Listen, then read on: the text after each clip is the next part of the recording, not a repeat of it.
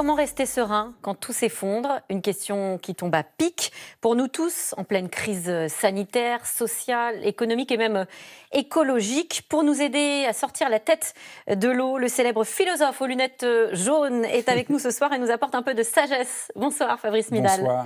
Alors, comment rester serein quand tout s'effondre? C'est le titre de votre dernier livre, aux éditions Flammarion et Versilio. Alors, c'est un défi. Être serein en plein chaos, c'est presque paradoxal à première vue. La peur est mauvaise conseillère et la colère est mauvaise conseillère. Donc, quand les choses vont mal, comment on fait pour ne pas s'effondrer? Comment on fait pour sortir la tête hors de l'eau, essayer de prendre un peu de hauteur? Je crois que c'est absolument essentiel. Et au fond, la philosophie nous apprend. Il y a des leçons, mais juste, malheureusement, nos idées de la sagesse et de la sérénité nous empêchent de trouver la vraie sérénité. Justement, vous parlez de sérénité.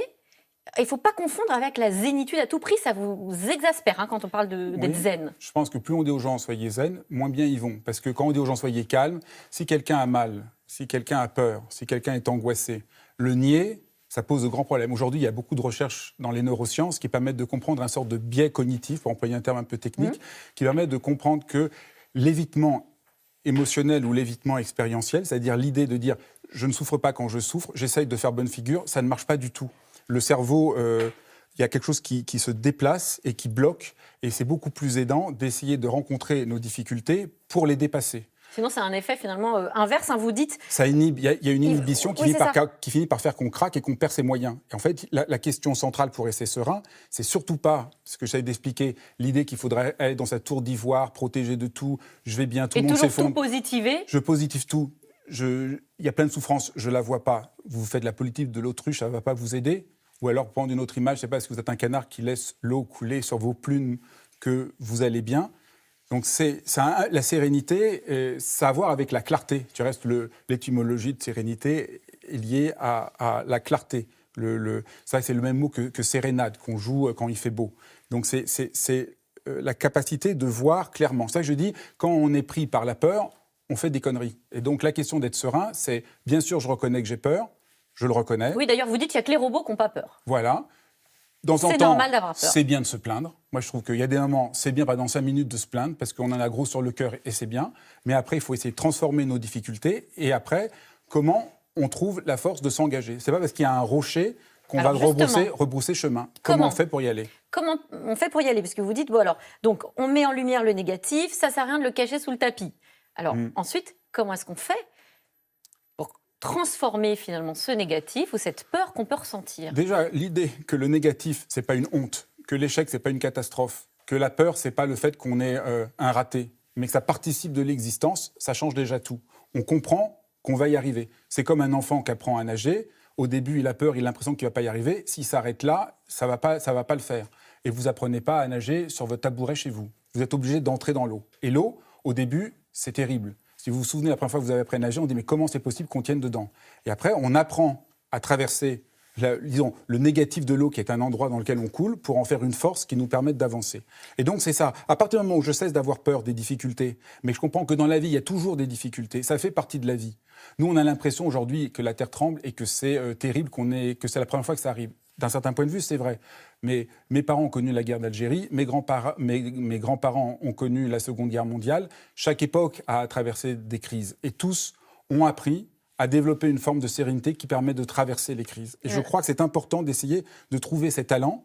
Il y a une sorte d'allant, de courage. Mais l'allant, le courage, est-ce que c'est pas plus facile à dire qu'à faire? Parce qu'on peut comprendre aussi que quand tout s'effondre ou quand tout se bouleverse autour de nous, on a tendance à ne plus vouloir bouger du tout. C'est rassurant, ça aussi.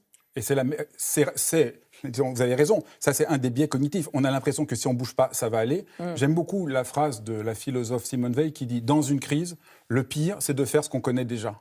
C'est la meilleure manière d'aller droit à l'échec. » Et on a tous tendance à ne pas bouger, c'est la pire chose à faire. Alors la première chose, vous dites par exemple, on peut, pour s'aider, nommer sa peur, essayer de la représenter. Ça fait partie des exercices très concrets qu'on peut faire. Voilà, nommer sa peur. D'abord, se plaindre pendant quelques minutes, c'est très bien. Donc, on arrête de se plaindre grâce à nommer sa peur, c'est très bien. Et après, à un moment, il faut accepter, dans cette épreuve de ne pas savoir, on peut trouver de nouveaux chemins. Mais les nouveaux chemins, on ne les connaît pas d'avance. Et là, c'est un nouveau problème qu'on a souvent, c'est qu'on voudrait avoir réussi avant d'entrer dans la difficulté. Vous donnez l'exemple du homard. Ah, le homard, c'est une histoire extraordinaire. Le homard, moi j'ai découvert ça.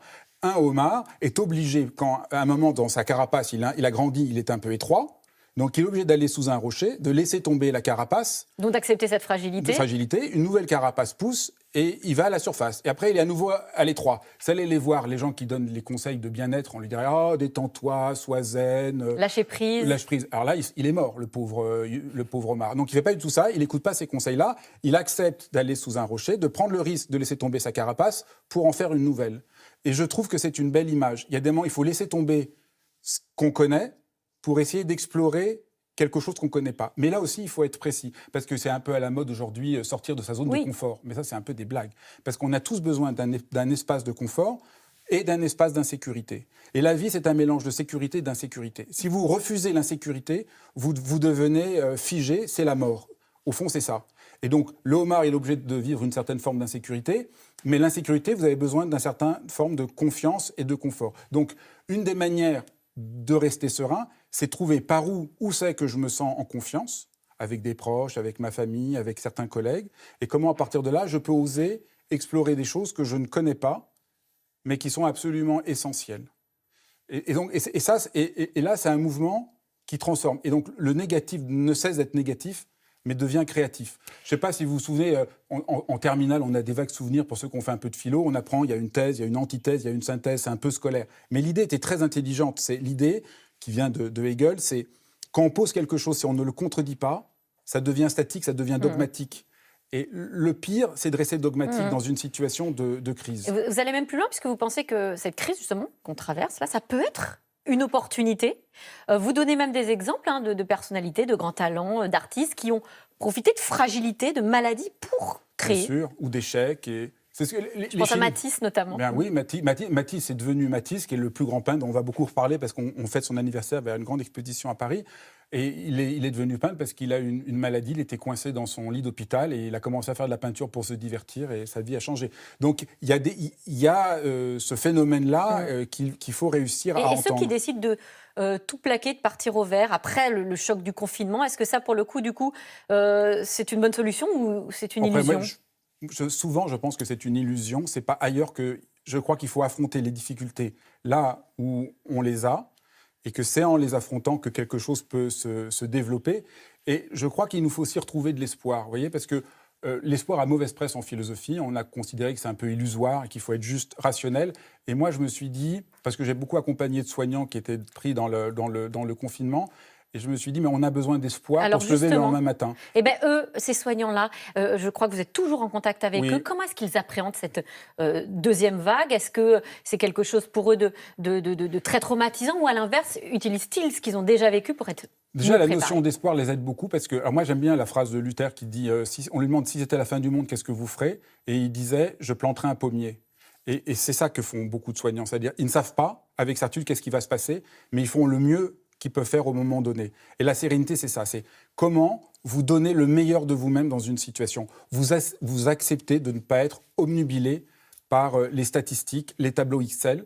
Vous gardez et vous préservez l'humanité. Et moi, je crois que comment rester serein quand tout s'effondre, c'est en gardant notre humanité et les liens qu'on a les uns avec les autres. Je crois que c'est ça qui est crucial. Merci pour ces 10 minutes de sérénité. Je me sens déjà plus sereine. Merci Fabrice Vidal. Je rappelle le titre de votre livre, Comment rester serein, voilà, quand tout s'effondre, Flammarion et Versilio. Tout de suite, c'est dans l'air. Bonne émission à vous.